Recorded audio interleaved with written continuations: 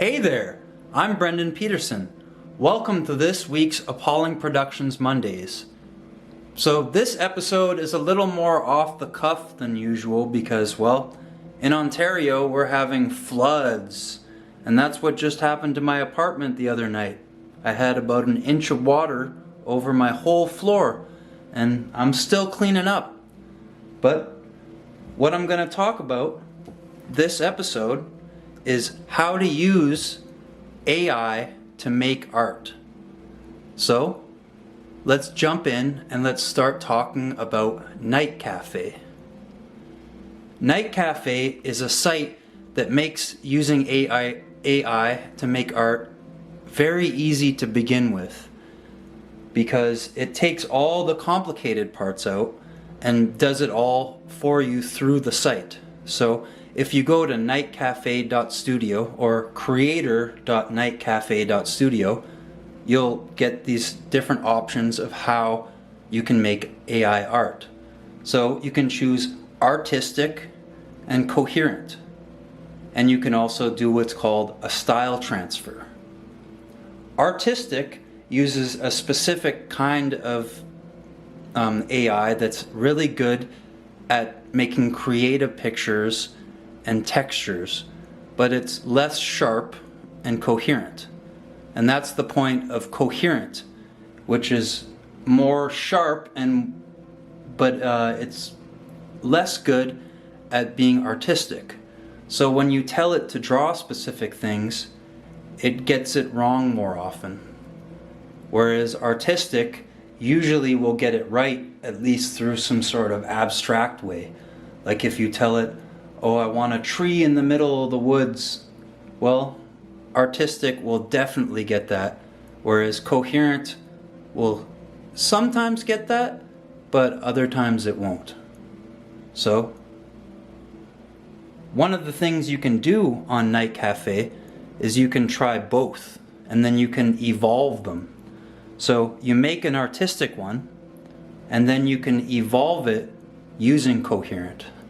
And that will get you some really good results, because the artistic will make the framework of the picture, and then coherent will fill in the sharp details. And that's how you can get some really, really crazy pictures. But let's talk about what Night Cafe is using underneath.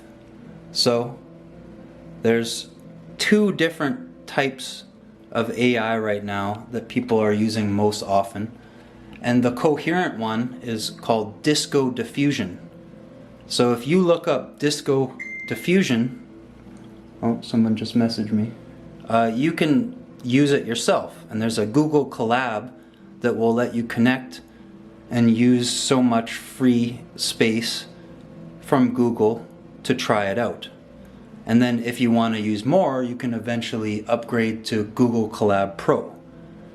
But the thing is, it's kind of hard to figure out. So use Night Cafe at first. And then from there, well, you'll be making AI art. So here's some examples of some AI art that I've been making.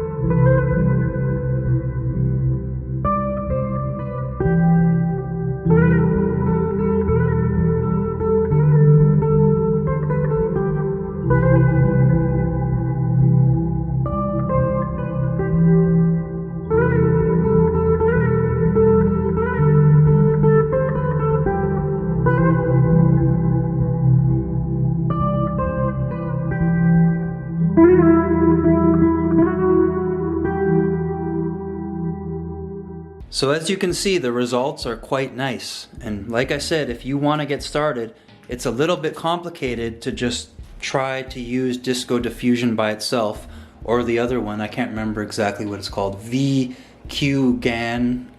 or something like that. That's the one that makes artistic. Yeah, so if you use Night Cafe, it's a really good way to start, because you'll start learning how they work without actually having to know the complex part, because the site does it all for you. And yes, it does cost money to keep using it, but every day you can earn free points.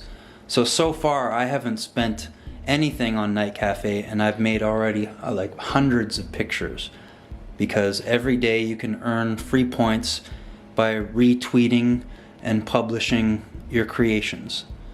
So yeah, that's the easiest way to get into making AI art, is through Night Cafe, and then from there go into disco diffusion and vqgan-clip, and yeah, you go at it.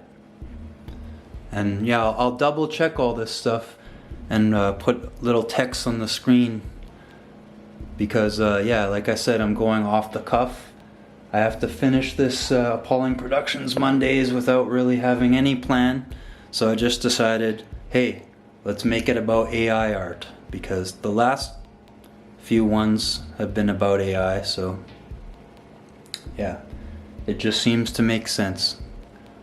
So thanks for watching this week's Appalling Productions Mondays, and next week we'll go back to more a usual format where I actually have a script, and it won't be so long-winded probably, and hopefully it will make some more sense. But anyways, this is Brendan Petersen.